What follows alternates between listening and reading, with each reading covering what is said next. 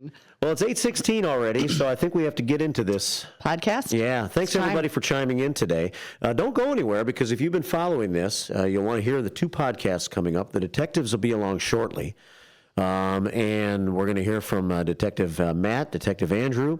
We're going to listen to podcast number 4 first here this morning. And in this first podcast from the Elgin Cold Case Department, it's the bikers and the van. Detectives Andrew and Matt Vartanian from the Elgin Police Department Cold Case Unit go to PM Bentley's 1983 with the owner at the time. They investigate theory number 2, what might have happened to Karen Sheepers, that something happened at PM Bentley's that night. Pretty strong theory, I would say, either in the parking lot or whatever the case may be. They discuss a witness who claimed he saw Karen with some bikers both inside and outside the bar, and another witness who detailed her interaction with a man who allegedly claimed he was involved in her disappearance.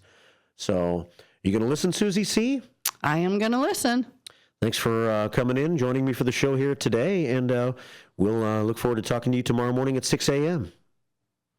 It's 8:17 here at WRMN AM 1410 and WRMN Radio on YouTube. Somebody knows something.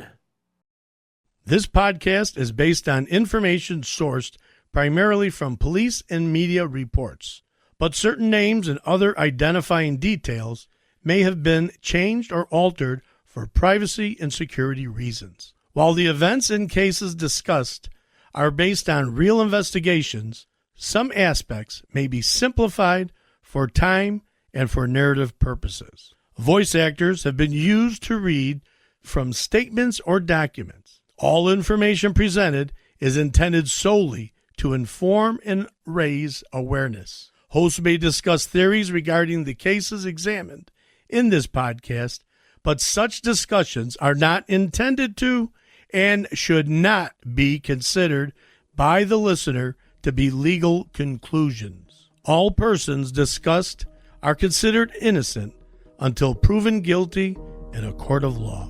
Listener discretion is advised.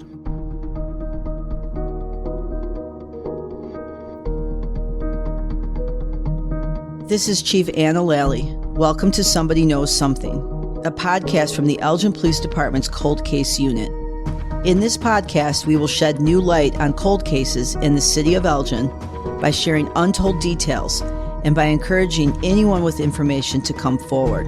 You will come along with real cold case detectives as they investigate active cold cases in real time and seek justice for the victims and closure for their families. We believe that the Elgin Police Department and our community can work together to bring closure to cold cases, because we know that, in these cases, somebody knows something.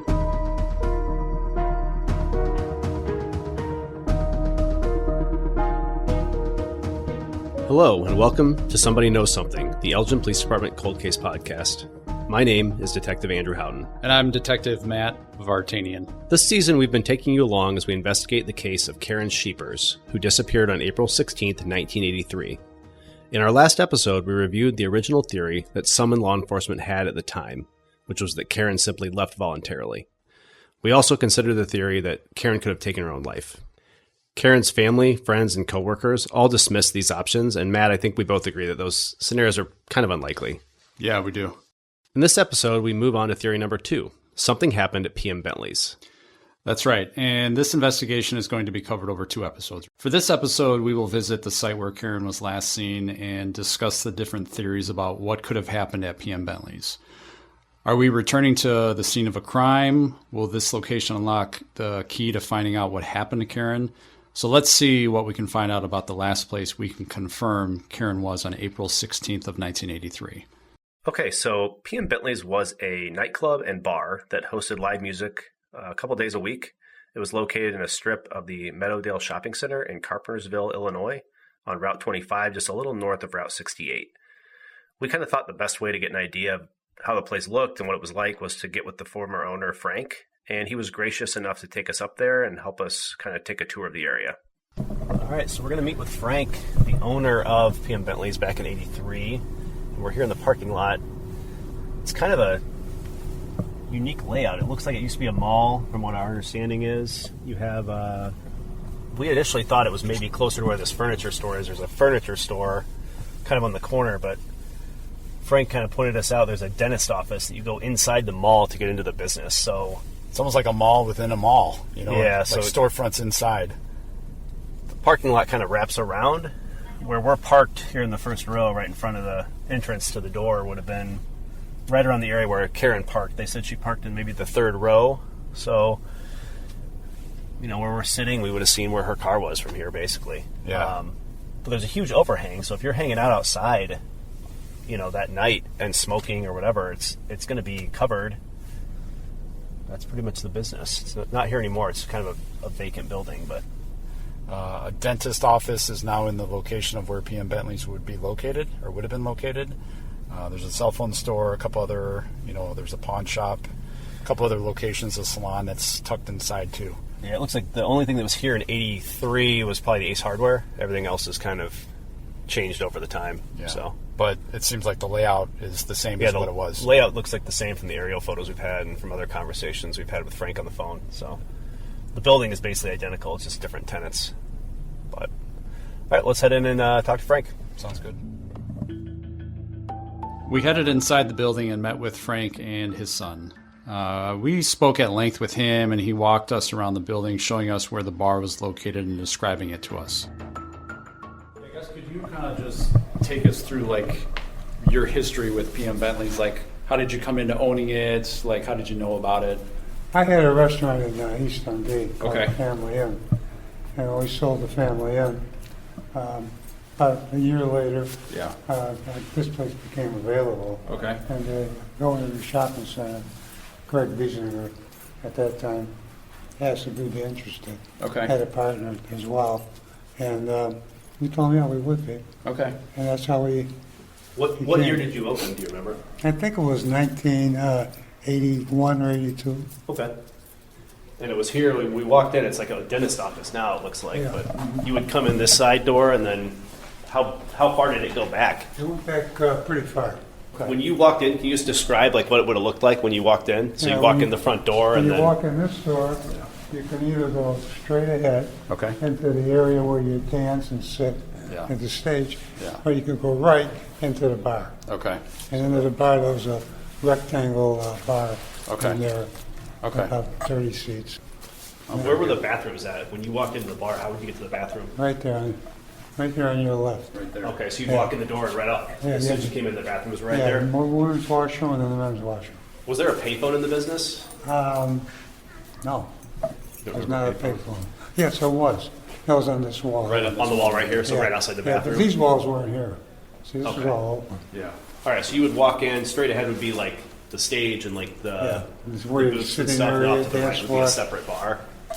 and the bar was separate, right? So if you were sitting watching the band and you went to get a drink at the bar, could you see the bar from your seats, or was it in a separate room? No, you could see the bar. Most of the seats you could see the bar from. Okay, Most of the seats.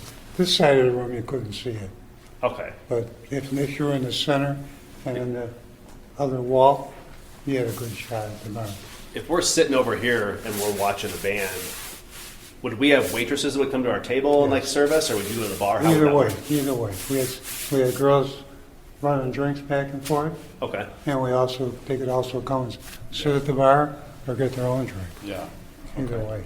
And so this area out here was like this back then, right? So you Exactly. would walk out and Exactly. you'd still be inside the bar. So if you were gonna stand out here and talk, you could do that. If you're Yeah. gonna smoke, could you smoke in the bar? In those Probably, days you right? could, yeah. So you could smoke in the bar, you could smoke out here. Yeah. Like there'd really be no reason to stand out in the elements in the parking lot if it's cold. Because you have Nobody this was huge outside. area where Everybody was it's- in here. Yeah. You could stand out here and Yeah. like shoot the shit and Yeah. have a cigarette and whatever. Yeah. All right, so Matt, this place was pretty big. I mean, I think it was bigger than what I kind of anticipated in my mind thinking about it. I'd driven past the site, and I just didn't realize how big it was going to be inside. There were, at least how he described it, quite a few tables, a stage, a bar. The bathrooms were up front, and there's a payphone right there, which is basically just how Eloise had described it to us in a previous episode. Yeah, I mean, the location and the layout, was intriguing. It's not really anything that I thought it would be. I mean, when you walk out of the bar, there's this big covered area before you exit the parking lot. And the vestibule, I guess you would call it, is well lit, and so is the parking lot. I almost kind of describe it as like a mall within a mall. So there's a lot of area inside where people could hang out, and stay out of the elements. And Frank even told us that the guy who checked IDs at the door would often walk girls, who were in the bar alone out to their car just to make sure that they were safe. Yeah. Speaking of safety, another thing we kind of want to talk about is the patrons the bar had back in 1983. So when we asked Frank, his reaction kind of told us a lot. Yeah. What type of clientele did you guys typically get for the bar? Well, you guys know that. I wasn't here in 1983. Basically, it was bars from everywhere else. Okay. We had a pretty good young crowd, Okay. young clientele. It was pretty common to have live bands play. We had live bands, Okay. correct. Were you guys open every day during the week, or was Every it day, every 7 day? days a week, and we had entertainment 6 nights a week. Okay. And what time did you guys open, like on an We opened average at night? 4 o'clock every day. 4 p.m. And then what time was closing time? 2 o'clock, 2 o'clock. 3 on Saturday. So can you kind of, you were kind of chuckling when we were asking you like about the clientele, that would come in. Can you, if you don't mind, just kind of elaborating, just because I don't really know. I know Andrew doesn't either. Like when that kind of makes you laugh, was there like just a specific type of crowd that would come in all the time, or like rowdiness, or like? A little Like, rowdy. okay. A little rowdy, yeah. Okay. Yeah, I would say so. Did you guys get like lots of fights or like any issues or anything We had like problems usually on the weekend. that? Okay. Yeah, not every weekend, but Okay. Was it something where you guys were like, you kind of like policed your own inside, or did you have to call the we police a called lot? the police most of the time. Okay. Yes. Okay. Sometimes we'd handle it, Yeah. but most of the time we'd call the police. Okay. Got it. You didn't have. It's not like a nightclub, so you didn't have like bouncers. Or No, like, we had people at the door checking IDs. just checking IDs. That's Okay. about it. Yeah. But the doorman used to walk single girls Yeah. to their car Yeah. if they wanted. Yeah. They'd escort them Yeah. out to the parking lot. Okay, so Frank's description really echoed what a lot of the former employees and former patrons kind of told us about the place. It sounds like it could get a little bit rough on the weekends. There'd be these live bands, maybe you'd get people in. You might have some issues, in the parking lot or in the bar here and there. According to Frank, they ended up closing the bar sometime in 1985 or 1986 because the city wouldn't renew the lease. There was something that Eloise told us about what had happened, which was not in the original case file when we had talked to her recently. She told us about an event in the adjacent parking lot that night that Karen disappeared, and we thought that it might or could be relevant to this investigation. Yeah, that's right. When I got to the bar, I was kind of surprised because the parking lot was very crowded. Okay. And part of it was there was a carnival going on. Yeah. And the carnival was very noisy. And then, so people were parking there to go to the carnival and then, of course, go to the bar Okay. and whatever else, Yeah. stores or whatever that were there. This carnival was never mentioned in the original reports, the newspaper articles, or statements that we have in the original case file. But it made us at least consider that this carnival could be related, or that someone from the carnival might have witnessed something or even had done something to Karen. When we interviewed Frank, this information about the carnival was pretty new, and we decided to ask him about it. Is the parking lot pretty much the same how it was then? Yeah, Like, exactly, structure? yeah. Okay. We were told by somebody that there was maybe a carnival the weekend that this girl went missing. Do you remember any carnivals being... Every year the carnival came to town. Do you remember any in the spring? I know there was like a fall carnival for Seaville that we could find at Dundee, but do you remember any spring I remember carnivals? the spring carnival, and it came to Carpentersville every year, and every year it came to Carpentersville, the crime rate went up. Okay. Do you remember, like, as we're standing in the bar looking out the door, like where the carnival would be in relation to where we were at, if you remember? It was on the other, you see, it's just, the mall used to go all the way back. Yeah, Where all the way post down. office is at. Used All to the go way all north. the way, yeah. Okay. So the carnival was in that area back there, all the way back. Okay, so to the north end of the Right. the parking lots here. Did you get a lot of like patrons from the carnival that would come to PM Bentley's and We like did, drink yeah. and hang out and everything? Did they ever cause like problems for you or anything like that? No, Okay. Do you remember the company or like who put on the carnival from I back don't then? remember that. Well, with this new information from both Frank and Eloise, we got to take a nice fun dive back into the world of newspaper archives. So we went through microfilm, microfiche, digital archives, hard copy newspapers. A lot of the listeners might have never even heard of things like microfilm. Yeah. The clarity is really tough. It's, you're going through these reels on a machine. It's really time consuming. I think we both wanted to make sure that we thank the Gail Borden Public Library and the Daily Herald. The library staff was really helpful. They got us access to these different reels. They've gotten us access to old yearbooks, other documents. And the Daily Herald pointed us to a great online archive that we've used to track down a lot of old newspaper articles from the 80s. A lot of those hard copies just don't exist anymore. So it was really great to get their help on that.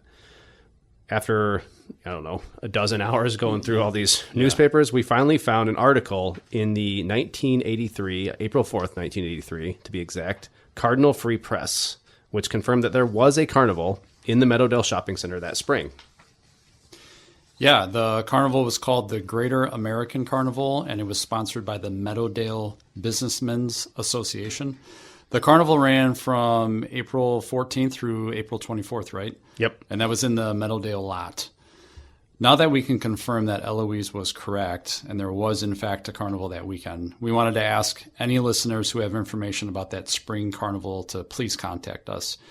If you have, any information, if you worked it or if you attended it or helped plan it and could shed, some light on things like where the workers might have stayed, in relation to PM Bentley's or any other information that might be relevant, please call us or contact us.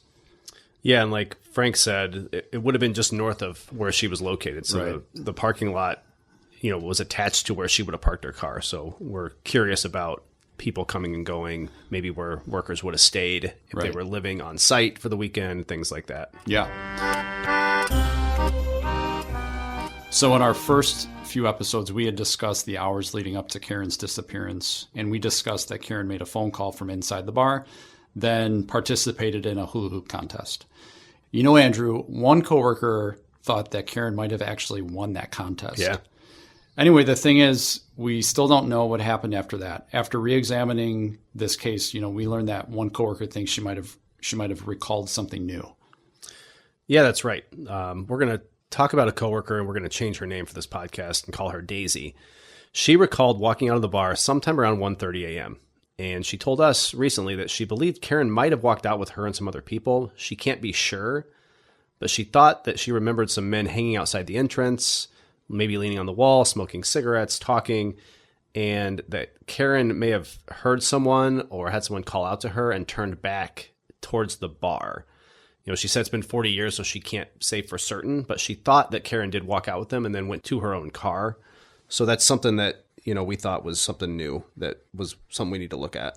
Yeah. This information is intriguing because on, I believe it was April 21st of 1983, one witness claimed to have information about Karen both before and after the hula hoop contest, which does sound familiar. And that man's name was David. Mm-hmm. The week Karen went missing, David had reported to the police that he arrived at PM Bentley's around roughly 8:30 or 9 p.m. on April 15th, and that Karen had caught his eye roughly around 9:30 p.m. Unfortunately, David had died several years ago, so we can't interview him or speak with him now. That's true, but what we do have is a written statement that he provided back in 1983, and we've decided that we're going to release that statement for the first time here in this podcast.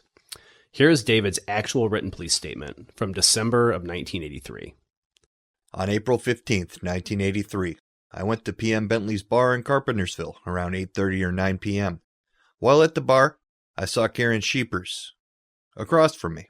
I raised a glass towards her, in gesture to buy her a drink.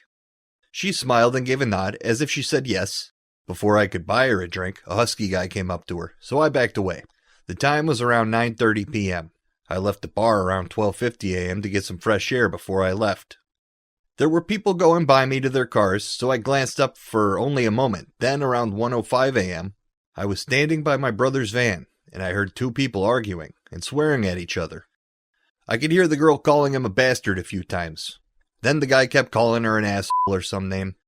Other people were around listening to it as well, but kind of joking about it. After a few minutes, they seemed to disappear or get into a car. When I got in the van, I drove to the area where the two people were. I saw a shadow of a guy and a girl in a light-colored car, like a Ford or Buick. There was a dark red car next to them, with blue speckles. The other car was a dark-colored car. After going by them, I went home. I did see a couple of Harley choppers and a couple of other bikes parked in the front of PM Bentley's. The guy I saw with Karen was about 6'2" to 6'4". about 240 to 250 pounds. He had curly hair to about his shoulders, and he was wearing a black leather or suede motorcycle jacket, and he had a full beard. So, in conjunction with that statement, David had told police that he believed the woman he saw that was involved in that argument in the parking lot was indeed Karen. And beyond just the written statement that he gave in December, he gave 2 police interviews where he actually talked with the police. Yeah. One of those was on April 21st, which was just a couple days after Karen disappeared, and one was this December interview about 7 months later. He described the male in his 2 interviews in 2 different ways, and this is something I think that's kind of important to highlight. Yeah. I know in my experience, and I'm sure in yours, witnesses will often change some details when time passes. So for David, these interviews are about 8 months apart, 8 months apart. It doesn't shock me that some of the details have changed, but there are some stark differences that I think we both wanted to talk about. Yeah, so on April 21st, David described the man that he saw with a woman he believed to be Karen in the following way. He described the individual to be a white male, about 5'8" to 5'9", with a bushy beard, big arms, shoulder-length hair, and in his late 20s or maybe early 30s. He also estimated that he saw Karen with the biker at the bar around 11:30 and not 9:30 p.m. Yeah, that kind of changed a little bit. And then in December, he provided a written statement. And in that statement, he talks about the guy being a white male who's about 6'2 to 6'4", about 240 to 250 pounds, with curly hair that hung down to his shoulders and a full beard. This time he estimated that the time was around 9:30 or 9:45, and like you said, on the 21st, he thought it was maybe 11:30, so that kind of changed. Yeah. Well, the time frame of 9:30 or 9:45 p.m. versus 11:30 p.m. isn't really that important. We do know that Karen was inside the bar until at least 12:30 a.m. on the night of the 16th, so it is entirely possible that David saw her and raised his glass to her at any time between 9 p.m. and 12:30 a.m. That's right. What's more important is this guy that reportedly went up to talk to Karen. And I would note that David does describe the hair and the beard both pretty much the same in the 2 statements. Even though some of those other descriptors change over time, he kind of makes the guy sound bigger and more menacing as time passes, which could be, a number of things. I don't know. Maybe he's just thinking about it now in December and, building it up in his mind. Who knows? But 5'9" to 6'4" is kind of a big difference, right? Yeah, it sure is. He described the guy was wearing a leather or a suede type motorcycle club jacket in both of his interviews too. But there's no mention of any patches or rockers or any specific markings for the jacket or anything like that. David had used this term motorcycle jack in one of his interviews. So he clearly was linking the guy as some kind of, outwardly appearing type, biker. I had spent, a number of years in the Elgin gang unit. I know that we still have some motorcycle gangs that operate in the area. In the 1980s, we'd been told by former investigators there were certainly active motorcycle gangs and groups in both Carpentersville and Elgin. Unfortunately, David didn't have any information about patches or colors or rockers that could help us narrow down the guy he allegedly had seen. After talking to Frank, we think we know why David might not have been able to provide more details about this person he claimed was talking to Karen. Yeah. What about motorcycles? Was there a group of guys that would come here that were motorcycle type? We had motorcycle people come in here, but we wouldn't allow them to bring their colors. Okay. So there'd be like a motorcycle gang that would come in. We didn't allow they wouldn't that. have any of their cuts or anything like that. Right. Okay. And we had we had one guy that owned a motorcycle shop in McHenry or somewhere. Yeah. And he was a pretty big company. Yeah. And he knew all the motorcycles and all the bikers. Okay. And he was on our side. Yeah. So he kept a lot of them quiet. Do you remember, were they outlaws or I any don't specific remember gangs? I mean, I know you didn't let the colors or the cuts come in or anything like that. So It makes sense you wouldn't want to wear it. At least wearing it in the bar. yeah, keep the problems out. Yeah. So the bar had tried to curb issues with motorcycle gangs, and their activity within the bar. Yeah, and it makes sense. It's definitely kind of clarifies to us that there were certainly motorcycle gangs and motorcycle guys that would hang around this area. You would make sense to put a policy in place that, hey, we don't want these guys wearing colors in the bar because we don't want to have problems. Yeah, and for anybody that's listening, if anyone recalls anything similar to this argument at PM Bentley's that would, would or could clear up this altercation that David said he witnessed, please call us. Maybe it has nothing to do with Karen, or maybe it has everything to do with her. We just don't know. And if you have that information, we'd like to find out. Or if somebody remembers talking to Karen, buying her a drink, or any other contact they might have had with her, please contact us. We're still working to speak with as many people who were present at the bar that night as possible. Yeah. So again, this is a huge part of this podcast and why we were giving out this type of information. We are trying to really spark a memory for people so that new witnesses can come forward. One thing that we both found important in David's statements is that David later said that when he left, and he estimated the time around 12:50 a.m. on the night of the 16th, or I should say the morning, he left alone and saw several men in bikes outside of the bar in the far west lot, and some Harley Davidsons parked directly in front of the bar. That coworker, Daisy, she also described people hanging around as she left the bar with several people, including potentially Karen. And the time frame is pretty close to David's. I mean, we were talking about people estimating a time they left the bar and all saying it was kind of around 1 a.m. Yeah, and David reported that about 1:05 a.m., and again, we're estimating, people are drinking at a bar, right? But around 1:05 a.m., he saw a woman who he thought was Karen talking to the same guy from the bar outside the bar.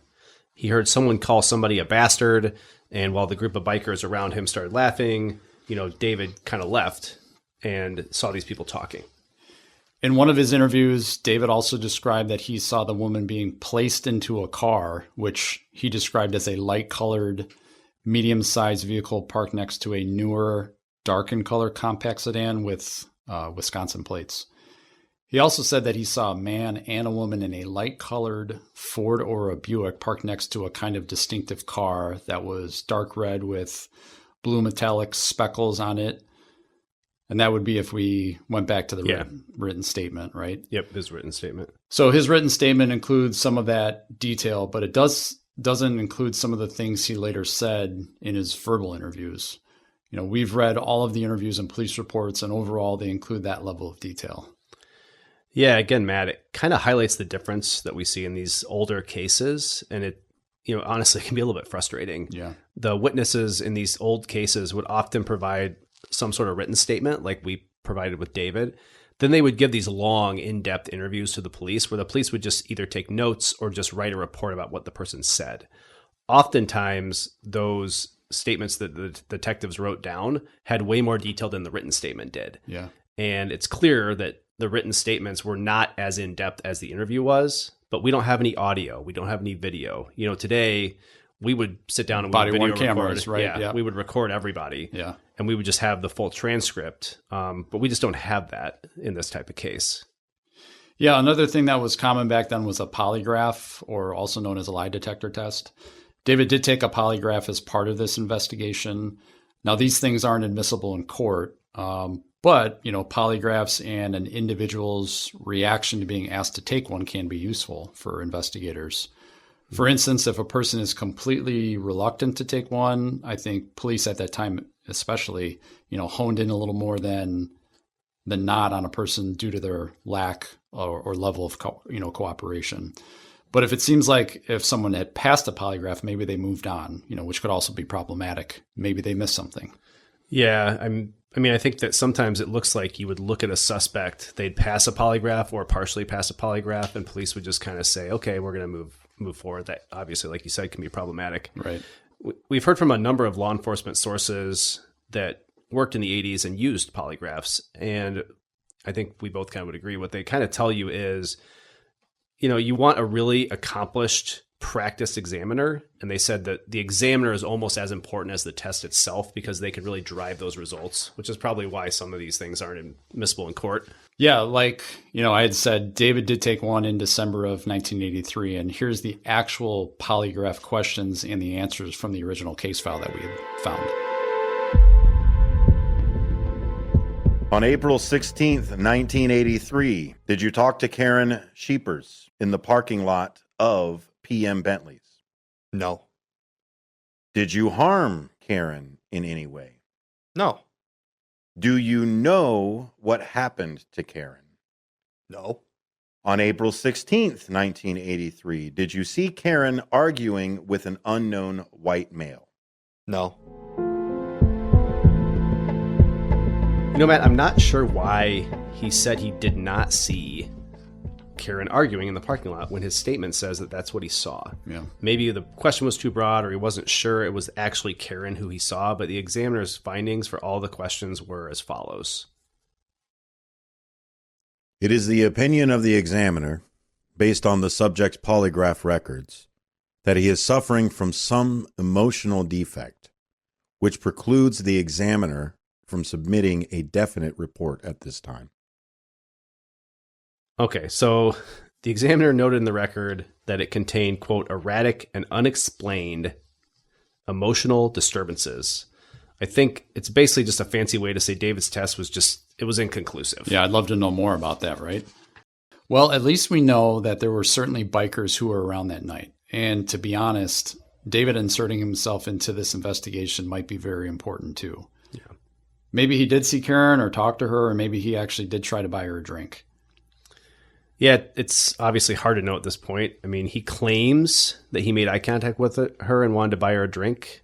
One thing we do know from his interviews and for our interviews with different coworkers is that David claimed that Karen went off with this burly kind of biker guy to a booth and sat and drank with this guy. Now, all the coworkers we've talked to said they were very, very confident that Karen was with them the entire night. Their group didn't mingle with other people. They had someone waiting on their tables. They could have gone up to the bar, but the way Frank described the bar, it would have been kind of a hike from where they were sitting to go all the way around to the bar to do that. Yeah. And they had a girl who was waiting their table. So their account, the woman might just not be Karen. Right. That might be the reality. Yeah. Well, we do have other witnesses who recall seeing motorcycles parked in the lot and things like that. We had talked to some local law enforcement from around that time period, and they described the bar as kind of a blue collar and a working class bar. There were bikers in the area at that time, and it would not have been uncommon for motorcycles to be at that bar too. Some of Karen's coworkers echoed that description when we had talked to them. So it's hard to rule out the fact that David could have made contact with Karen, or also some biker, whether it was inside or outside the bar. Yeah, and those same law enforcement people we talked to from that time, they said the bar had a bit of a reputation with bikers, and that goes along with David's statement. It also goes along with some things that Frank was telling us about having bikers there, making sure they didn't wear their colors in the bar, stuff like that. But I think for a biker to have taken Karen and then her car to disappear, there's just a lot of moving parts to that maybe make it a little bit less likely.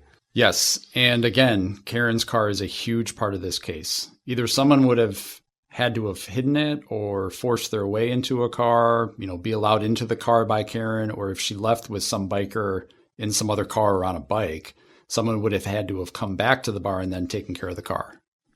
Yeah. And we did talk to Frank about towing, and they said they didn't really have a situation where, like today, you would have a posted sign that says, ABC Towing will tow this car to this location if it stays here overnight. Right. He basically said that if something like that were to happen, they would just call the owners of the bar and they would say, hey, there's a car parked in the lot. Like, do you know whose car it is, kind of deal. Yeah. So we don't have any record of her car being towed out of there. Right. And like we talked about before, it was a manual transmission, so someone would have to be able to drive that. I mean, that's pretty common back in 83, but it's still just something to remember.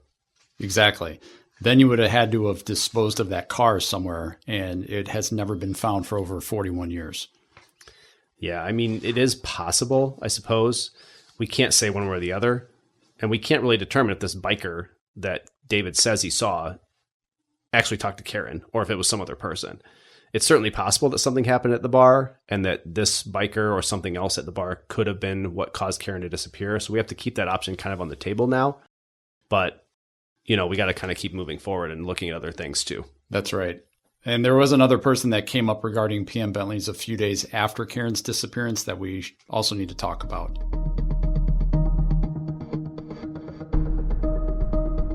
A woman that we're going to call Jessica told police shortly after Karen's disappearance that she had information that might be related to Karen's case. Jessica stated that she was at PM Bentley's on April 24th, which was the Saturday after Karen had been reported missing. Yes, it's exactly 1 week later. Yeah, the following weekend. Yep. I mean, obviously, Karen's disappearance was kind of a big thing in that area at that time, especially at the bar. Anyways, Jessica said that she was at the bar with her sister and that they met these two men inside the bar.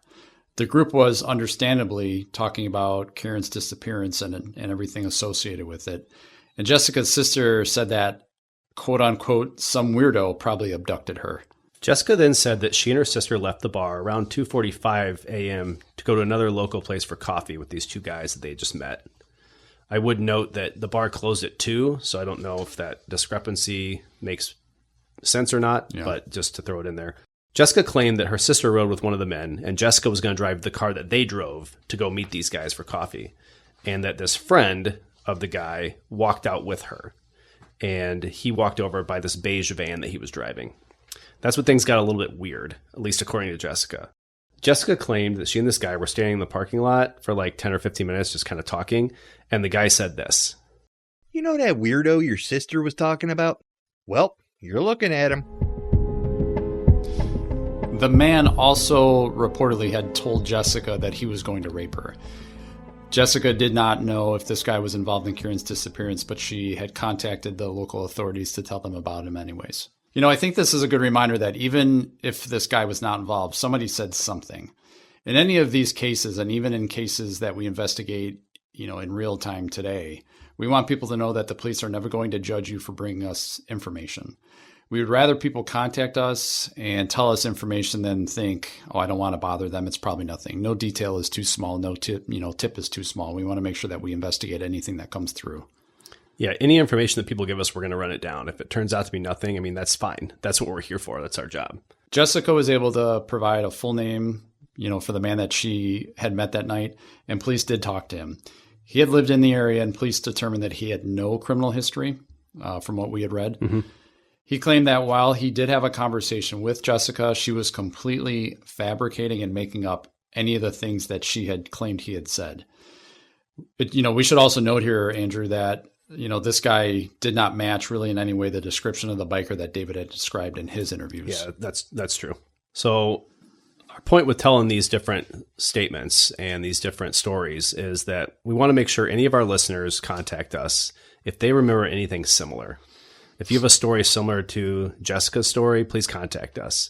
And if you have any issues that you had or remember any issues at the bar with bikers or remember some sort of argument this night when Karen went missing, please contact us. You can do it anonymously. You can give us your information, whatever you prefer.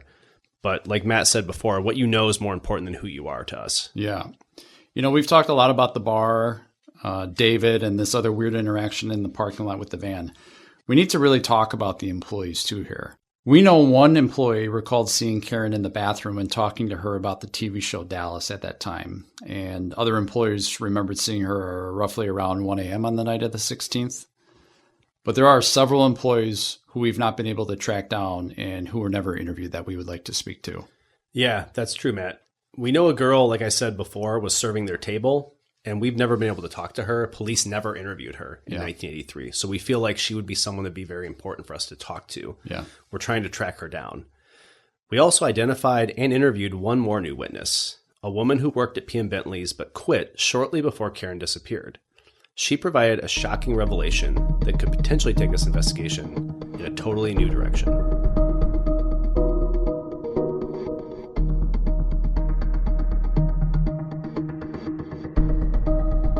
Next time on Somebody Knows Something, we continue our investigation into the last place that Karen Scheepers was seen alive, PM Bentley's in Carpentersville, Illinois.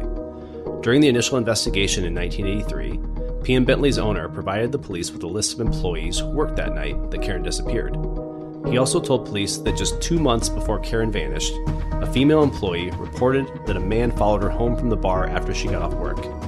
That employee was never interviewed, and when we recently tracked her down, she told us that someone did a whole lot more than just follow her home.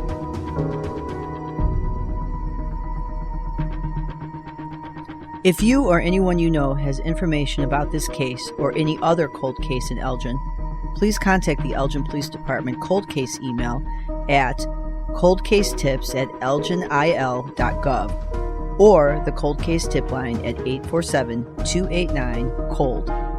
You can also review cold case information on the Elgin Police Department's Transparency Hub by going to elginil.gov and navigating to the Elgin Police Department's Transparency Hub, where every cold case homicide and missing persons case is listed with photographs and information about each case.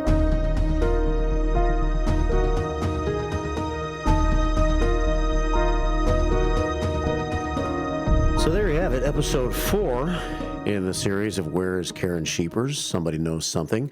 Elgin Cold Case Files. We're back here in Studio 14. Detective Matt Vartanian is with us. Andrew Houghton's going to be with us in a few minutes to set the stage for the next episode that we're going to listen to in the next hour. So welcome to the studio this morning. Thank you for having me. I guess I should turn on your right microphone here. Yeah, let's see. Yeah, thank you for having me. Yes, sir. So you were listening on your way in. You've heard this episode a few times. We only have about 2 minutes right now, but any main takes that you think are important from what we just heard in the last episode 4? Yeah, lots of stuff going on, obviously. Yeah. For us, understanding what was the scene where she was last, known to have been the night that she went to, that she went missing. The layout is important, knowing what the bar looked like. So we got a good perspective from Frank, the former owner of it. And then, we got some good insight onto the possible crowd or clientele that, would frequent the bar back then.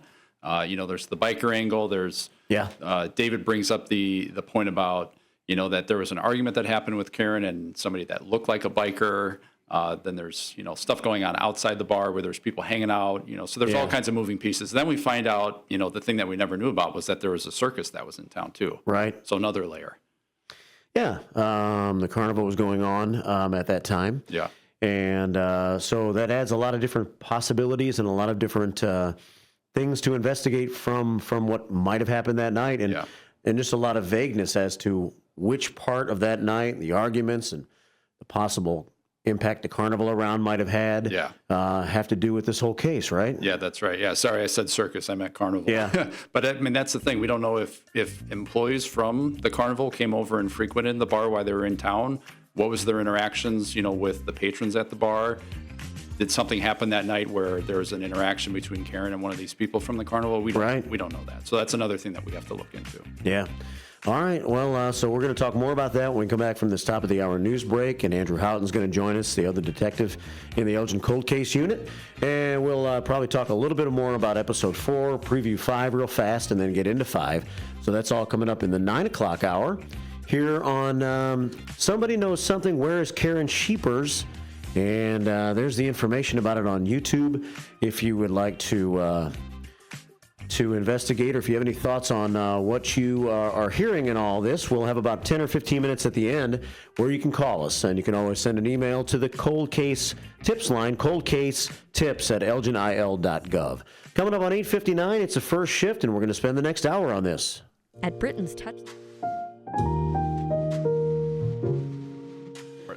Welcome back to the first shift. Today's focus here in the final hour is going to be on, of course, the cold case files, the Elgin Police Department, and Somebody Knows Something, and Where is Karen Sheepers, and whatever happened to Karen. We heard episode number 4 this morning. We have the detectives here. Matt Vartanian's been here for a few minutes. Now Andrew Houghton's here to join him. And we didn't get much time to review the last episode that we listened to. We're about to listen to a very interesting episode. So you guys just want to talk about one more quick summary maybe of what we just heard in episode 4. The one thing I heard at the very end of it, which I was intrigued by, was this person that said that she had left with somebody and went to get coffee or something, and something about much more happened than just that. Do you want to explain that a little bit? Yeah, so we had talked about David, seeing Karen outside, having some interaction with somebody outside of the bar. And then later, about a week after she went missing, some people are talking about her disappearance at the bar. And there's somebody that identifies that they were the individual that was involved in her disappearance. Yeah. And there was conflicting statements that were there. Police at one point did track down that individual and said that the woman that had said that, it was all fabricated. There was no truth to it whatsoever. But it was a hot topic, obviously. There's lots that was, kind of going on. So last episode 4, there's just many, many things going on. We talked about PM Bentley's. We got insight from Frank. this individual named David who claimed that he saw Karen on a couple different occasions, and then there's the biker aspect, and then as we had talked about, there's the carnival that we found out about too. Yep.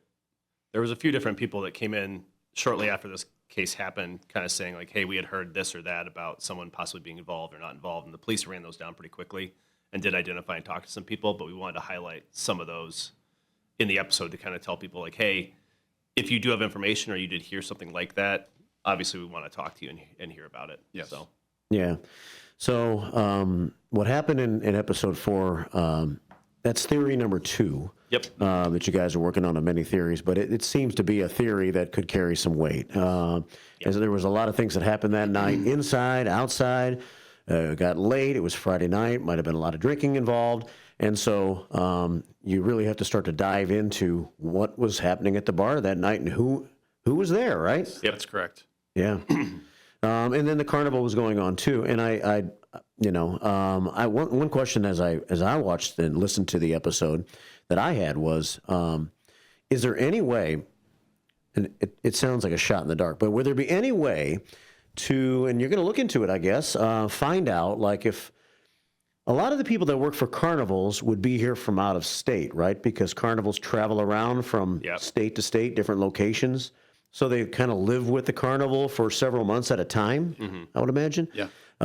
So the company that had the carnival or whatever, if by chance, like someone working the carnival left with Karen in her car, was there a carnival worker that no longer was a part of that carnival after that night? Like was working at the carnival and then didn't ever show back up to work for the rest of the carnival? And if that's the case, and if a lot of those carnival workers were from a different state, yes, could that carnival of worker have maybe abducted Karen in her car and taken her car to wherever he's from in some other state? And that's why we've never seen the car again. Could certainly be the case. Absolutely. Yeah. I mean, that's why they wanted to send like I think we talked about a couple episodes ago, they sent all the information about the vehicle to all 50 states because you just don't know if she picked up and left, if someone took her car and left, if the car got taken, across state lines, something like that. We're trying to work on identifying which specific carnival company would have been here. We know who sponsored the carnival. We know the dates of the carnival. We were able to track those things down, but we're still kind of working on, there's a couple different companies in the area that are maybe defunct now. So we're trying to track down which company would have been there in 83 versus, 93, 2003. Yeah, but were carnivals, were they permitted back then? Did they have to get a liquor license to serve alcohol? I mean, there's several things we're hoping to work with with Carpentersville, and be able to get that information from them. And they might not have the records. That's the other, thing that we've seen. You're talking records from almost 50 years ago. Yeah. So, right. But hopefully someone remembers, like maybe someone locally worked for the carnival or, had some involvement with it, planning it, setting it up, working for it, anything like that. We'd love to hear from you if you have information about who would have been doing those carnivals. There was a spring and a fall carnival. We don't know if it's the same company for both of those carnivals. Maybe it was. So any information people have would be great. Yeah. So if you're at home and you're listening, maybe listen to episode 1. We're going to have a second episode coming up now. It's episode number 5 or podcast number 5 in the series, Somebody Knows Something. It's going to be about 34 minutes long. Take some notes. When it's over with, we'll have about 10 or 15 minutes left with the detectives. Any thoughts that you have based on hearing today's podcasts, let us know. Give us a call at 847-931-1410. I've got the YouTube feed up at WRMN Radio on YouTube. We have the Image 360 information line where I'll be showing a few pictures of Karen during this podcast as well. The Image 360 information line is 505-926-1410. And of all the podcasts that have been recorded so far, this one that's about to happen, we were talking off the air a little bit, is one that really sheds a lot of light on what might have happened, right? Yeah. Yeah, it's just completely new information we got in the last couple months here that we just tracked down, and it's something that was never looked at in the original case. Yeah. Okay, so this is Lurking in the Parking Lot is the title of episode number 5, and we're going to find a lot of information out here, and then we'll talk about it on the backside. It's the first shift here on this Wednesday morning, and it's time for Somebody Knows Something, podcast number 5, episode 5 here on WRMN. This podcast is based on information sourced primarily from police and media reports, but certain names and other identifying details may have been changed or altered for privacy and security reasons. While the events and cases discussed are based on real investigations, some aspects may be simplified for time and for narrative purposes. Voice actors have been used to read from statements or documents. All information presented is intended solely to inform and raise awareness. Hosts may discuss theories regarding the cases examined in this podcast, but such discussions are not intended to and should not be considered by the listener to be legal conclusions. All persons discussed are considered innocent until proven guilty in a court of law. Listener discretion is advised.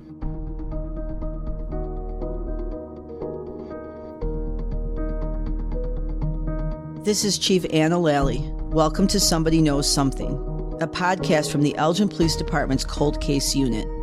In this podcast, we will shed new light on cold cases in the city of Elgin by sharing untold details and by encouraging anyone with information to come forward. You will come along with real cold case detectives as they investigate active cold cases in real time and seek justice for the victims and closure for their families. We believe that the Elgin Police Department and our community can work together to bring closure to cold cases, because we know that, in these cases, somebody knows something.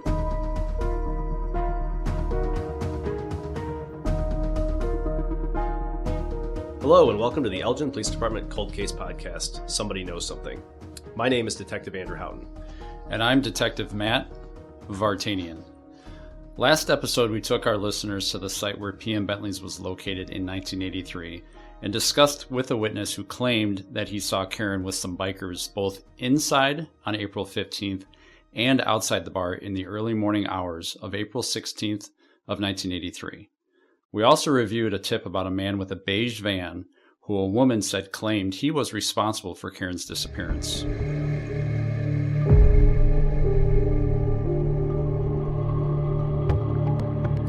Since we began our investigation, we tracked down a new witness who was never interviewed by police for this case. In this episode, we will hear directly from her and her new information, which could point this investigation in a totally new direction. Okay, so we visited the site where PM Bentley's was located, and we spoke with the owner, Frank, who's been really helpful regarding history of the bar, things like that. Back in 1983, Frank cooperated fully with police, was interviewed, and he gave a list of numerous employees who were working the night that Karen went missing. He also gave another piece of potentially valuable information that was never fully fleshed out until now. That's right. The original report from April of 1983 included a list of employees, and the original officer at that time wrote 3 sentences in his report that we felt could be very, very important. The owner advised that he had a former employee that worked for him in January 1983. He advised of a particular incident that happened with her that month. She advised him that one night after leaving the tavern, a subject followed her home in a car. That former employee was no longer working at PM Bentley's on April 15th of 1983, but that information certainly piqued our interest, especially when we realized that no one ever had talked to her. Yeah, absolutely. Well, as we've talked about in the past, tracking people down almost 4 decades later can be really difficult, and it took us some time to find out who this employee actually was, given that her last name had changed since 1983, and there wasn't a date of birth provided for her in the report. But we were able to do it. And when we did, man, Matt, she had some really interesting things to tell us. Yeah, the former employee's name is Susanna. When we first spoke to Susanna on the phone, she had no knowledge of this case whatsoever. She had never even heard about Karen or that anyone had gone missing. In fact, she asked us how we even got her name. We explained to her who we were and what we were doing, and once she kind of found that out, she asked us to tell her a little bit about Karen's case. Once she understood what our goals were and what this case was all about, she was more than happy to help us in any way that she could. We asked Susanna about her time at PM Bentley's, what it was like to work there, and what type of crowd the bar typically had on any given night, specifically on the weekends. This is what she had to say. I was trying to do a timeline, so my best recollection is that I must have started in the fall of 1982. I worked there part-time. I was a secretary by day for a private restaurant, and then I worked there part-time, probably on the weekends mostly. The uniform that we were given is a pair of green tight shorts and a yellow t-shirt that was pretty form-fitting as well. It was kind of like Hooters outfit to compare it to. Okay.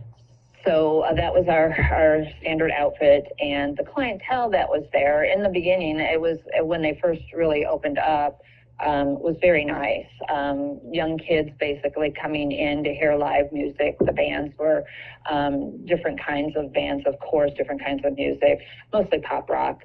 And people could come in, have a cocktail, dance, and it would be open till 2 a.m. in the morning, and then go on their merry way for breakfast. You said that the clientele initially was pretty good, like younger kids coming in to hear bands. Was there a change in that during the time you worked there? I think probably somewhere closer to the end of me leaving, we were getting motorcycle people coming in, and I'm not saying anything bad about motorcycle riders, but I think it was a lot of people that we weren't used to if you were local people trying to have a good time. So they were outsiders, I would say. Obviously, because this biker angle is something that has come up in the investigation, we wanted a little bit more information about that. This is an off-the-wall question with this, but do you ever remember them like wearing like black leather vests with like colors on the back of them that would signify, maybe like belonging to a gang or anything like that? I know that there were, in the summer, I think they were wearing the vest with the T-shirt type thing. Mm-hmm. And then I can't remember if there was anything on the back of their vests or anything. Okay. And do you remember them ever causing problems, for you guys at all?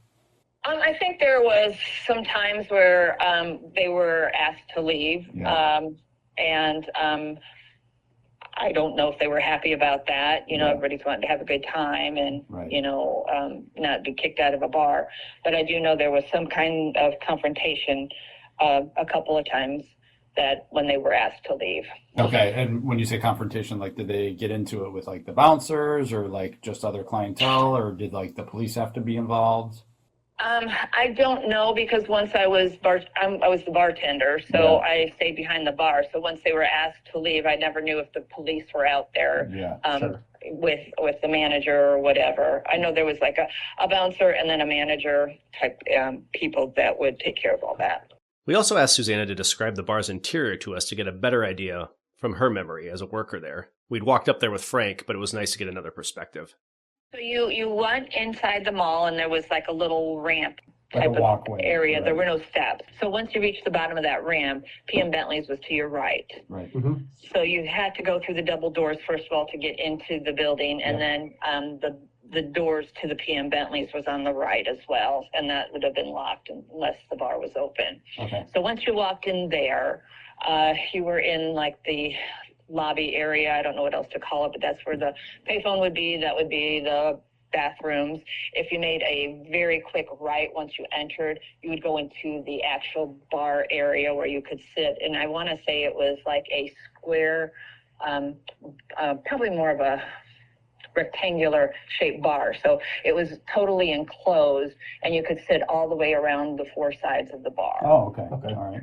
Okay, yeah. And then right after, if you're going back into the lobby, if you walk right past the bathrooms, which would have been, right after the right turn, you would have gone to the bar. The bathrooms were right there. So right after the bar would be the lounge area where they had stand-up tables, tabletops for a little lower seating. Yeah. And then it had a pretty decent size dance floor. And at the back end of the lounge or the bar would be the stage for the bands. Okay. Well, it was great to get that new perspective from Susanna about the layout, the atmosphere, the patrons, the background. What we really wanted to know about was Frank's statement about this guy potentially following her home back in 1983. Susanna confirmed that someone did follow her home, and she did tell Frank about it because it really freaked her out. So I would leave the bar. We would start cleaning up about 1:30, and if everybody was out the door, we were able to leave at 2. They were pretty strict about not having in the beginning, they were strict about getting out of there at 2 o'clock. Yeah. So I had left, and I lived all the way in Lake in the Hills. Okay. So I thought it was weird that a car was turning. You know, first of all, when you see somebody turning out in the parking lot, you just think everybody's leaving, la, la, la, la. And then when I kept turning, I kept thinking, that person's like turning all the way the same way I am. And they were right behind me the whole time. It wasn't like there was a stoplight, I lost them, another car got in front of them or turned in front of them. At 2 o'clock in the morning, there wasn't a whole lot of people on the road. Yeah. So a person, I should say, I can't say exactly who, at that time, followed me. And then when I turned into my driveway in Lake in the Hills, it went straight. Do you remember anything about the car that followed you? I guess I don't really remember a whole lot. I want to say it was a car versus a truck. Okay. And you said, when you pulled into your driveway, was it a single family home or was it an apartment or like a building? I lived with my parents, so it was a 4-bedroom, full basement home with a garage, but I was the one that had to park outside the garage because I came in last. Yeah, it was like in a subdivision, I assume. Yes, yes, it's right off of Randall Road. Okay, got it. Do you remember anything else about the car, like color, size, anything like that?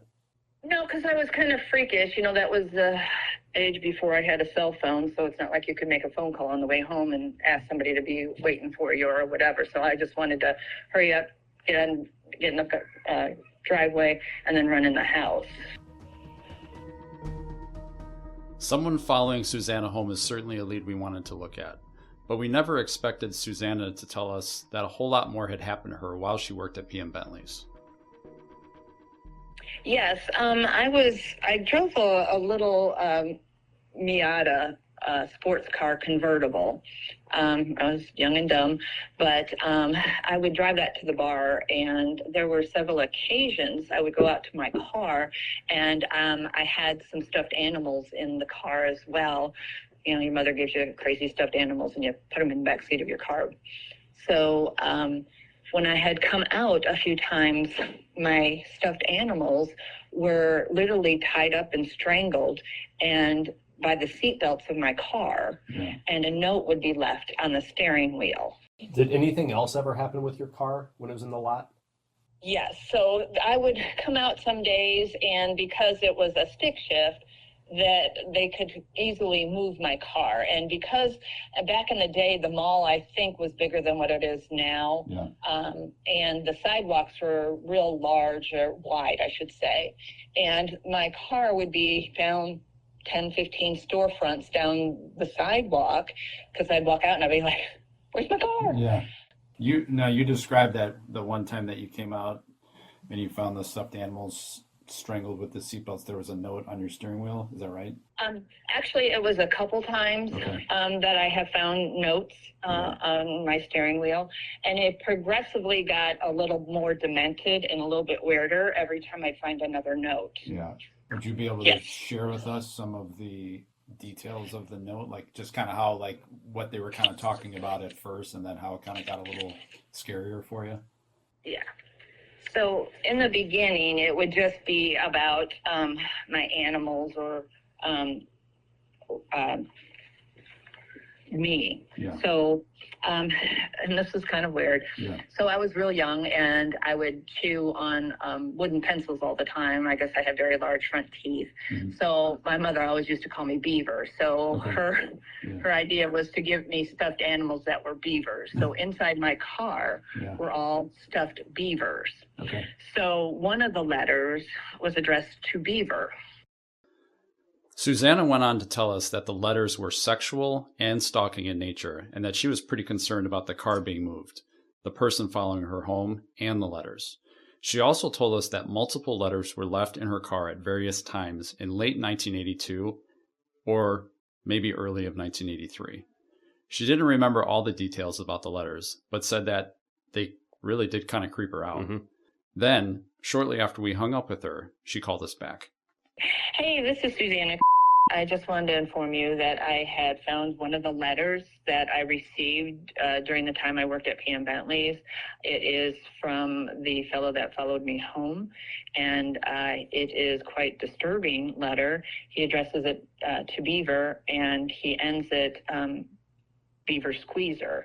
And the contents of the letter is kind of sick and demented, talks about strangling my beavers and wants a threesome with me, my car, my beavers. So I just want to let you know I got this letter, and I will give it to you in person when I see you. Okay, Matt, so we were pretty blown away that Susanna still had one of these letters. Yeah. And we were really interested in hearing what it had to say. So we immediately called her back. And when she read the letter to us over the phone and then sent us a photograph of it, we both agreed the contents were very disturbing. Here's what that actual letter said. Beaver. Saw you at Rick's grad party. Loved your laugh. He. You really seemed to know how to put the ha-ha in party. I would like to meet you, but I'm too shy at this time. So I'll just sit and stare at your car and fantasize how you use your hand on the stick shift. This fantasy runs in passion as red as your car. What do you say we get together and have a threesome with you, your car, and me? Not in it, but under it. I love a tight squeeze. I was jealous that one of your beavers was a boy, so I strangled him with a seatbelt in the driver's seat. End part 1. That's all for now. See you Friday, Beaver Squeezer.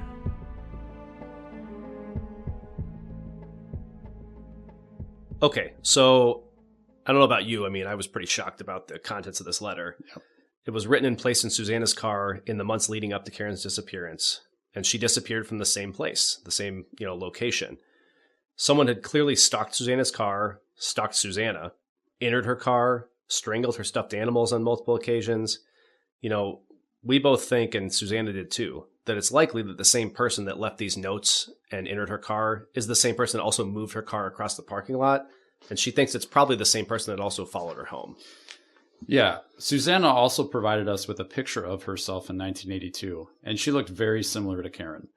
Both women are white. Susanna was almost 22 years old when Karen vanished. And then, as people remember, Karen was 23. And Susanna was similar in height, weight, and had a pretty similar hairstyle to some of the early 80 photos that we have of Karen. She fears that this same person could have potentially had something to do with Karen's disappearance. Susanna went on to tell us that this Beaver Squeezer letter was the first letter she got in a series of 4 or maybe 5 letters. While she didn't remember the exact contents of the subsequent letters, she did say they progressively got more sexual and more intense. And this first letter we felt was sexually and pretty intense in the first place. Yeah. So according to Susanna, this first letter was the most tame one. They must have gotten pretty graphic moving forward. Yeah. Susanna was understandably concerned about all the actions in the parking lot with her car. And with the fact that the author of the letters referenced her as quote-unquote Beaver, something that only people who were around her would have known about. She also said that the subsequent letters talked about things at the bar. So she felt that the author was certainly someone who was around PM Bentley's at the time when she was working. Kind of like someone who was maybe a regular customer or maybe even an employee. Susanna did report the letters to Carpentersville police, either in late 82 or early 1983, a little before Karen's disappearance. According to her, the police did some extra patrols around closing time, and she turned in a couple of the letters to the police department. Unfortunately, when we went back and tried to look for those records from 82 and 83 just don't exist anymore. Yeah. The retention periods for that type of case is different because it's not a homicide or some other case where you would keep those records. Thankfully, she was able to come across this one letter in her storage unit, and it gives us a really good idea of the content of these letters. As we discussed the actual letter with Susanna, she had one more really big piece of information she wanted to share with us. She believed that she knew who was sending the letters. Was there ever an occasion where you discovered who was writing these letters to you? Yeah, so I didn't say much to anybody else. I was told to try to keep it as minimal as possible, just in case that we had to reference something down the road, that I wasn't telling everyone about what was going on. So we had a fellow that was working behind the bar. He would stock the bar. He would go for ice. He would fill the empty liquor bottles, that type of thing, kind of a bar back, I guess is what you call them now. Yeah. So one day he was saying something, and he just happened to be the nephew of John Wayne Gacy. And he made it known that this was the time that John Wayne Gacy got caught, and that he felt like his uncle was innocent, that he would go see his uncle. And I think he referenced something about the situation with his uncle, and then something about one of the notes, something that was in one of the notes that he had left. I can't remember what it was specifically about, but I do know I didn't tell him anything about those letters. Okay. So when I started thinking about it, my brother had just gotten home from the Marines, and I was sitting at our table talking about what's been happening to me and how I'm kind of getting more scared to go to work and what I'm going to find once I get out of work. So I guess my brother was very protective of me, and had shown up at the bar unexpected. I didn't know what he was doing there, because I'm like, don't normally do this. He had made a comment, and they stepped outside for a minute. And then after that, I never got any more letters. I was never really spoken to. The problem was taken care of. Yeah, it kind of disappeared. This guy that your brother confronted, can you just describe what he looked like, or what you remember? I want to say he was probably about 5'8" to 5'10", extremely short, dark hair. I want to say he wore glasses like Clark Kent, the black framed glasses, kind of squared. And then he would always wear a green jacket, vinyl jacket that said PM Bentley's on it. Did you ever come to an occasion where you would know like where he lived or anything like that? I didn't know where he lived. I would assumed he lived somewhere in the area, because he would go to visit his uncle several times. And then when his uncle was in prison, John Wayne Gacy, he would visit him a lot and get napkins or papers of his pictures he doodled in prison. And then he would actually bring them back to the bar, trying to get money for the artwork so he could help pay for attorney fees. So I'm assuming that he was somewhere in the area so he could do all of this. It sounds like Susanna's Marine Corps brother basically told this guy, knock it off. And lo and behold, the letters had stopped. The following stopped, and the car getting moved around had stopped also. I mean, everything stopped. Yeah. This made Susanna feel pretty confident that she knew who was responsible for stalking her and moving her car. Susanna didn't remember the guy's name, but as you would imagine in the Chicagoland area, specifically in the 1980s, anything that was associated with the name John Wayne Gacy was pretty memorable.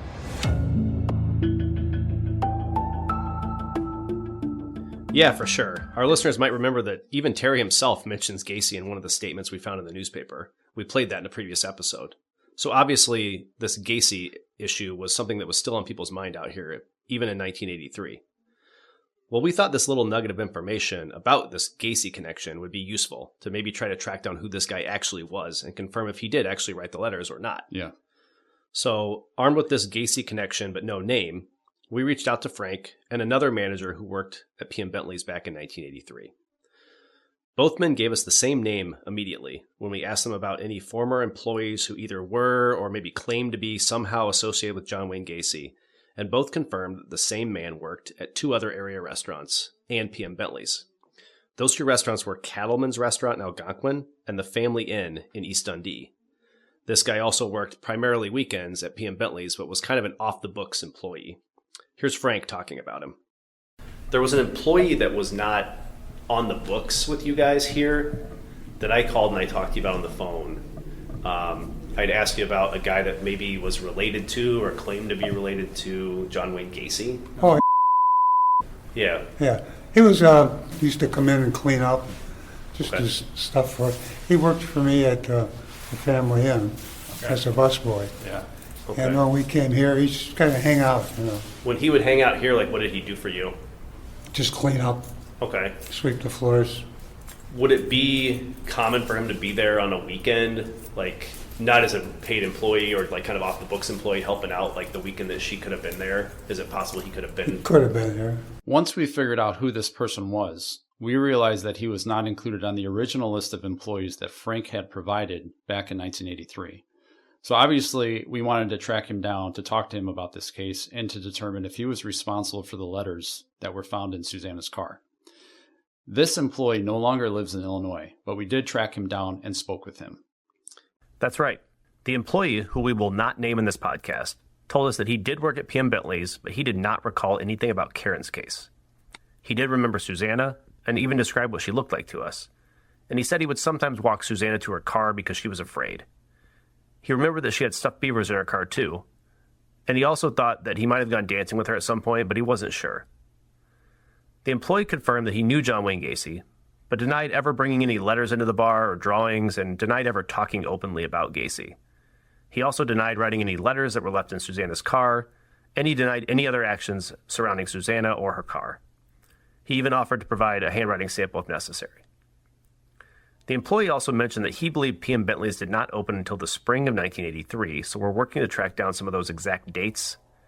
I should note in the original report on April 21st, 1983, Frank told the police that Susanna had someone follow her home in January and that she no longer worked for him by April. So it does appear the bar had to have been open sometime in the spring of 83. And we know that Susanna and this employee worked together because they both remember each other and describe each other. We'll continue to track down more information, but that's why we need your help. We need help from the public. If any listeners knew or worked with Susanna or anyone else at PM Bentley's in 1983, please contact us. At this time, we cannot confirm who wrote the letters, but we will certainly be looking into this and doing more follow-up as we look at this new lead to try to learn things about Susanna's letter and what happened to her, and to see if it's related to this case. You know, Matt, we should note that we did call Susanna after we talked to this employee, and she just maintained her old statement. She said she never told this guy about the letters. She never had him walk her to her car. She never went dancing with him. She really had nothing to do with him. So her story is her story and his story is his.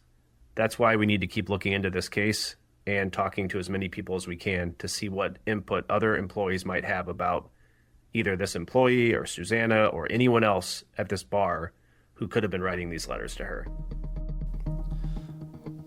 Well, as in past episodes, this is where we want to ask for your help. If any listeners knew or worked with Susanna or this other employee, please contact us. We know that this employee worked part-time at PM Bentley's on the weekends and at both Family Inn, located at Route 72 and Route 25 in East Dundee, and Cattleman's Restaurant in Algonquin. So if you or anyone you know worked at either location back then, knows any information that might be useful, or remembers this person or Susanna, please contact us. Yeah, and I'd like to add, if you or anyone you know remember anything about notes being left on Susanna's car, or had someone leave similar notes on your car, move your car in any way, or follow you home, or anything else like that, anything that's similar to Susanna's story, especially in the Elgin, Carpentersville, Dundee, and Algonquin areas in the 1980s, please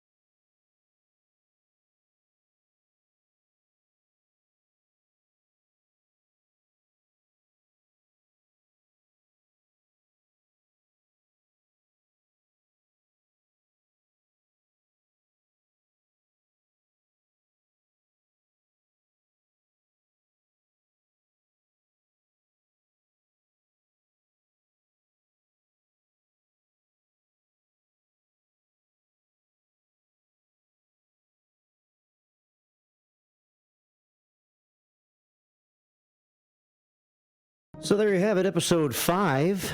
And before that, we heard number 4, podcast number 4.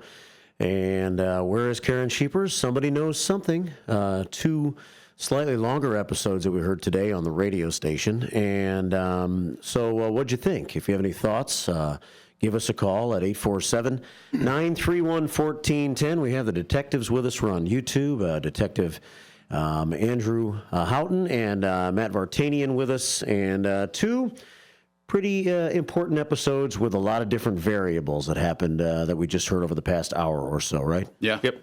Absolutely. Yeah. So some of the things that we heard back in the first episode that we heard today was the fact that the clientele maybe changed a little bit from the time the bar first opened to the time the bar finally closed. Got maybe more seedier as time went on, for lack of a better way of coming up with it. Police were called to the bar more often, so maybe there were some troublemakers that would hang out there from time to time, right? Which lends to the possibility that something bad could have happened. Yeah, that's definitely correct. Yeah, a lot of people talked about biker type people hanging out there and having some issues, to the point where the owner said that he made a rule, basically they couldn't wear their different colors into the bar because they didn't want to have issues inside the bar with different biker groups. Yeah. There was also carnival going on at the same time, and I mentioned a little while ago that there's always that possibility that maybe there was a carnival worker that possibly was from another state who strayed away from the carnival, could have possibly abducted Karen in her own car and taken her back to wherever he was from or to some other state and never returned to the carnival for the rest of the time it was there. Yep. That possibility can't be ruled out, right? Yeah, that's correct. Yeah, I mean, that would take care of the car aspect for sure. Somebody would have knowledge of the vehicle and be able to take care of the car also, for sure. And so that's why you guys are actually trying to check all 50 states to see if any car similar to Karen's at that time has ever been located or, is cited, right? That's correct, yep. Yeah, they sent the VIN out and the license plate of the vehicle at the time that this had occurred, and no record has ever come back of the vehicle showing up anywhere, of the title, being, sold or, retitled in a different state or anything like that. It's not happened. That's such a needle in a haystack, though, isn't it? Yeah. I mean, you would think if it was a carny that it would probably be not too many states away. Sure. Right? Yeah. But who knows? I mean, if a car ended up in a junkyard or maybe it never even left somebody's backyard. Yes. Sure. Yeah. Just sitting back there sitting somewhere. in a barn somewhere for 40 years. Yeah. Yeah. Absolutely. So that's kind of crazy. Yeah. And then we got to the second episode, and that's where we get a little bit more from Susanna. Yes. Mm-hmm. And the fact that she had some issues. She had worked there at the same place where Karen came up missing. And Susanna was kind of freaked out by this guy who was kind of stalking her a little bit. Yeah. Yep. She, I think the frustrating part for us was that, you go through the case file and it is mentioned in there that Frank tells the police, it's on April 21st of 83, that he had a former employee who back in approximately January had someone follow her home. And so when we went through the case file to see, did she provide a statement, anything like that, she was never interviewed. So when we tracked her down, it took us some time to find her. She was living not in Elgin anymore, a couple hours from here. And so once we spoke to her, she had never heard of this case at all. So when we kind of sat down and talked with her, she did confirm that, yeah, someone did follow me home. And then she told us these other things that happened. We had no idea about those things. So it's again, kind of the importance of talking to everybody we can, asking, pointed questions as much as we can and getting information as much as we can from different people. Yeah. And I think it's important to note too, that she looked very similar to Karen too, height and weight, hairstyle, hair color, so if you go with the theory that something happened, at the bar, there is very, striking similarities there that are there. We talk about that in episode 5 about, how similar that they looked. Yep. Yeah.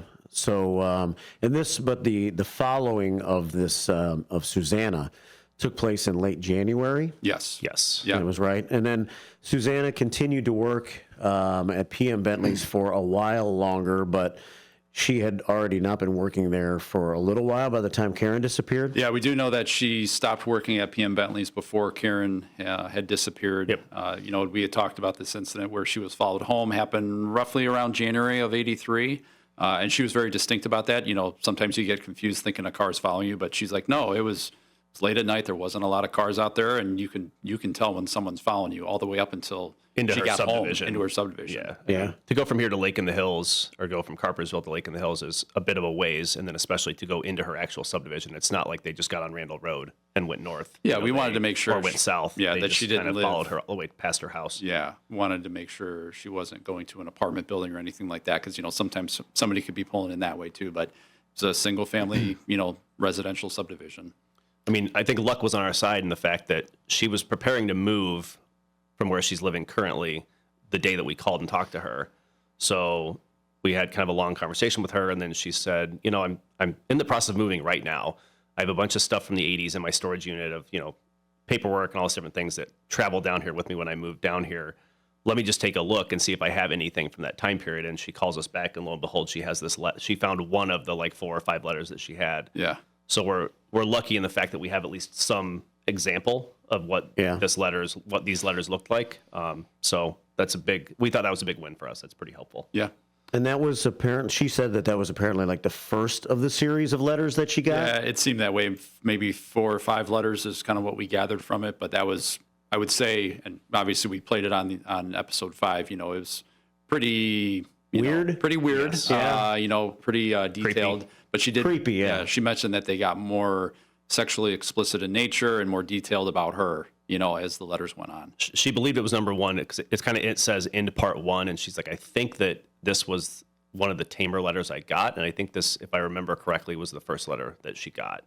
So maybe it was number 2 that she got, but it was one of the earlier letters that she had received in her car. Yeah, you combine that with the vehicle being moved several times in the parking lot. Yeah. Things happening to her stuffed animals in the vehicle as well. That's very strange. Yeah, it's all very odd. Yeah, so at that point, obviously, you find out about this guy, and who I guess was not really an employee of PM Bentley's, was just kind of helping out in the back from time to time, late at night, cleaning up, whatever. Right. Mm-hmm. And he had also worked at a couple of other bar restaurants in the area in the same time frame. Yes. Yeah. Yeah. Prior to working there, or in conjunction with working there, depending on which bar we're talking about or restaurant. He worked at Cattleman's Restaurant, which is in Algonquin, and then he worked at a place called the Family Inn, which was in East Dundee. I believe it had closed by the time PM Bentley's opened, but that's how the owner kind of knew who he was. He had worked for him at other places, so he let him come in as a sort of off-the-books employee to help do bar back, to help kind of clean up, and he would give him cash, on the side, kind of help him out as a additional employee. Yeah. And then when we realized, hey, this guy's not on the original list that we were given in 83, we obviously wanted to talk to him, and see if he was, in fact, the person leaving these notes or not. Susanna seemed to feel like he was, based on a lot of the information, but we can't confirm that at this point. It is something that we want to continue looking at, though. Yeah. And so you also wanted to find out, maybe you want to find out about the other places he worked in case there were any kind of creepy incidents. Yeah, any other similarities, people maybe that were followed home, or letters, or any other odd occurrences that had happened. So if there's anybody that's listening that has any information or knowledge or remembers anything like that, if this jogs your memory, please reach out to us. We'd love to talk to you. Or if you worked with Susanna and you remember anything about this, like maybe she did mention it to you, or you walked her to her car. She said she would sometimes have the bouncer or the door guy walk her to her car, which is something Frank talks about too in episode 4, that was common for him to walk people out to their cars. Yeah. If anybody remembers anything like that, we'd love to hear from you. Yeah. So, and the different ways to reach out, of course, are by going to cold case tips at elginil.gov. Cold case tips at elginil.gov. And the tip line is 847-289-COLD, 847-289-COLD, as it transfers into numbers. And those are the best ways to reach out. We have about 2.5 minutes left. So based on what we heard today, then, what do today's episodes help you to know that you have to do next in this case, to follow up on some of what suspicions may have come from episodes 4 and 5? Yeah, I think the carnival aspect that we talked about in episode 4 is obviously very important. That's the layer that we didn't know about. We had maybe heard that there was something, but we actually got confirmation of that while we were working on this. So we have to track that down. We have to find out, who was the carnival company that was involved, how do we get that information? How do we get, if there is anything like that, an employee list? You think about where were they staying if Carnival people were actually working at the Carnival? Did they stay on site? Did they go somewhere else, when they weren't working there? Mm-hmm. Frank did confirm that, the individuals that were employed at the Carnival, they actually did come over and, patronize or hang out or drink. So we know that there's that, interaction that's there. So that's a big piece that we'll have to kind of dig into and look at. Yeah, and then really tracking down some of these other employees, especially some of the ones we named. I do want to make one correction. I think we listed David as one of the people we wanted to talk to. It's not the same David as who saw her in the parking lot. There's an employee David, and then there's this witness David, so they're two different people. Yes. But this employee David, I think we said that he may have been a bartender or a server. We got some information in the last couple of days that he may have been kind of like the guy at the door checking IDs. Yes. So that may be what he was doing instead. He also may have done other things in the bar. Yeah, maybe like the bouncer. But we'd like to obviously talk to this woman Stormy, this woman Vedetta, and this guy David, and any other employees. And then also, if anyone knows the witness David, who's passed away, anything he may have said about this after the fact, we need to track down some things with him as well. So it's employees, it's this witness, it's the Carnival, it's a lot of different things. Yeah. And you haven't totally cleared the creepy guy, right? Is he still being looked at also? Yeah, I mean, we obviously want to know anyone else that had any interactions with him. If he had something to do with these letters, we're certainly going to look at, things with the letters. Is there forensic things we can do with the letter? We have the original letter, handwriting, things like that, if we need to do that. And anyone else that maybe this guy talked to. But again, we can't say for certain he is the person that left these notes. So we want to make sure we say that. Yeah. But, Susanna certainly felt like he was, based on the conversation with her brother, and then it stopping after that point. Like everything stopped once her brother confronted this guy. Yes. But could there be another employee that was involved in doing this? Could there be some other, regular patron that was involved doing this? She certainly thought it was someone from around the bar because of the contents of the notes. And it was when she was working at the bar. So someone from that area was leaving these things in her car. We would like to track down who that is and see if that has anything to do with our case. It may be totally unrelated. Yeah. But obviously it's something that's really, really intriguing in terms of our case, because it'd be very coincidental that something like this is going on around the same time that she goes missing. It could definitely be linked to our case. Yeah, absolutely. All right. Well, we'll continue. And thanks a lot, guys, for taking the time to come in and continuing to work on this case. Thanks for having us. Thank you. We Detectives Andrew and Matt. And thanks for listening to Somebody Knows Something, episode number 5. We'll continue in the series here on WRMN. Matt's in next. He's got his show Out to Lunch.